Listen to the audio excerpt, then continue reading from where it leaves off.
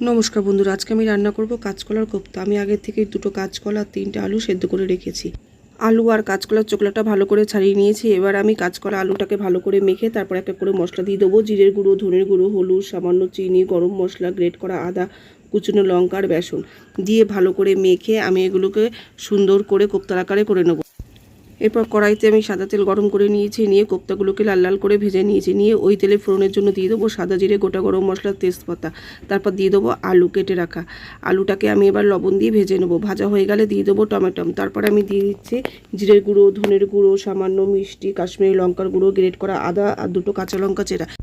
এরপর সামান্য জল দিয়ে আমি মশলাগুলোকে সুন্দর করে কষিয়ে নেবো। মশলাটা কষানো হয়ে গেলে আমি দিয়ে দেবো গরম জল, দিয়ে এবার একটা ঢাকনা দিয়ে দেবো। দিয়ে আলুটা সেদ্ধ হয়ে গেলে আগের থেকে ভেজে রাখা কাঁচকলার কোপ্তাগুলো দিয়ে দেবো। এবার এগুলো খুব আলতো হাতে নাড়তে হবে যাতে ভেঙে না যায়। এরপর ঘি, গরম মশলা দিলেই তৈরি হয়ে গেল